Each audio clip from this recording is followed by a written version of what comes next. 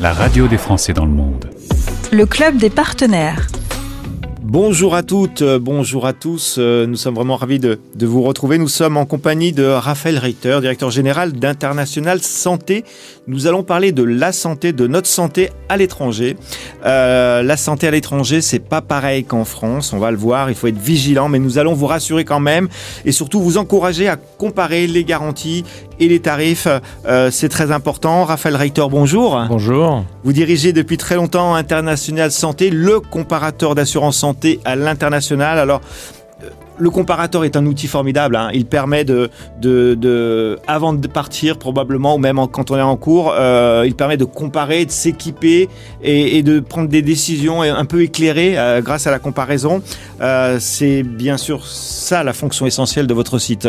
Oui, c'est ça. On va comparer les formules d'une vingtaine d'assureurs. Ça fait plus de 300 formules comparées en quelques minutes.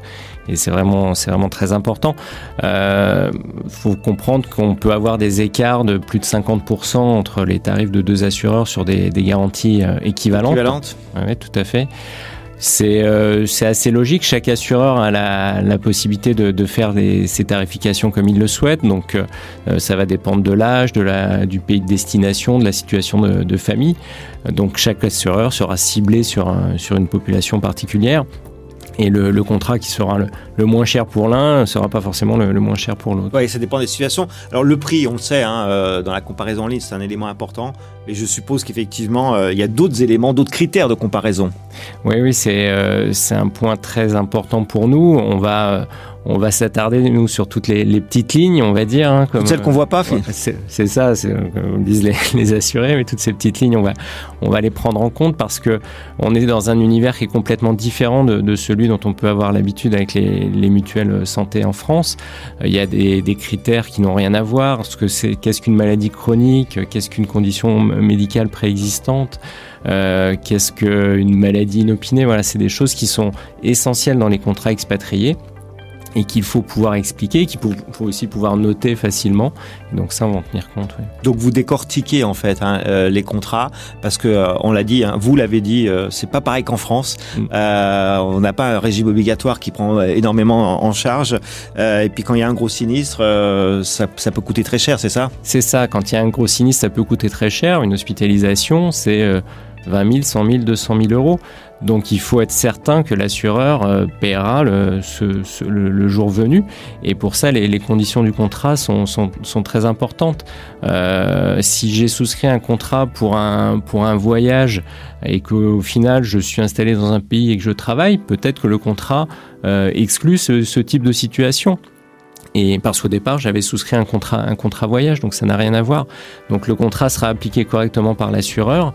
Ce qu'il faut, c'est que la situation de l'assuré, elle soit vraiment celle qui corresponde au contrat qu'on va souscrire. Et ça, vous me l'avez dit en préparant cet échange, Raphaël, ça se fait pas 100% en ligne. On va pas se mentir.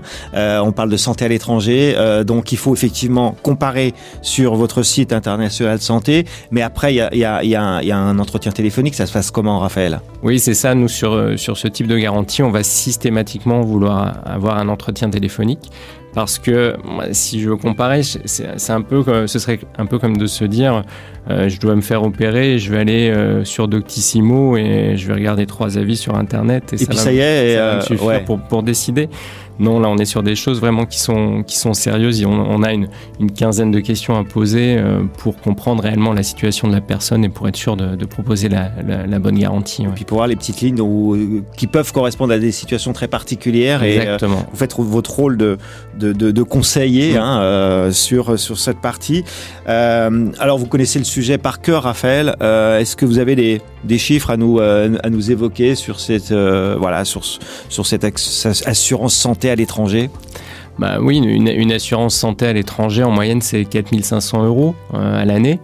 Donc, et encore, je suppose qu'il doit y avoir des variations assez considérables en fonction des pays, non ? Il y a des très gros écarts. On va dire qu'on va être au minimum sur des tarifs de l'ordre de 2 000 € à l'année pour quelqu'un de jeune dans un pays pas cher. Et puis, on a beaucoup de pays où ça va monter ça peut être de l'ordre de 5 000, 10 000, ou pour une famille, on peut être à 20 000 € par personne. C'est pas forcément plus cher que l'assurance santé en France, quand on paye ses cotisations santé. Par contre, les dépenses de santé à l'étranger, par contre, vous avez signalé quelques chiffres astronomiques. Donc, faut bien comparer, faut bien regarder, quoi. Ouais, tout à fait. Des factures, des dossiers à plus de 100 000 euros. Dans notre clientèle, on en a au moins 5 par an. Oui, donc, il faut que l'assureur soit là à ce moment-là pour payer. Parce que on n'a pas beaucoup d'assurés qui pourront faire un chèque de 100 000 euros à l'hôpital le jour venu. Ouais. Et c'est votre rôle de les sélectionner, les assureurs, et de conseiller vos assurés qui partent à l'étranger. Tout à fait. Raphaël Reiter, merci. Je rappelle que vous dirigez internationalsanté.com, le comparateur d'assurance santé à l'international. C'était le Club des partenaires. La radio des Français dans le monde.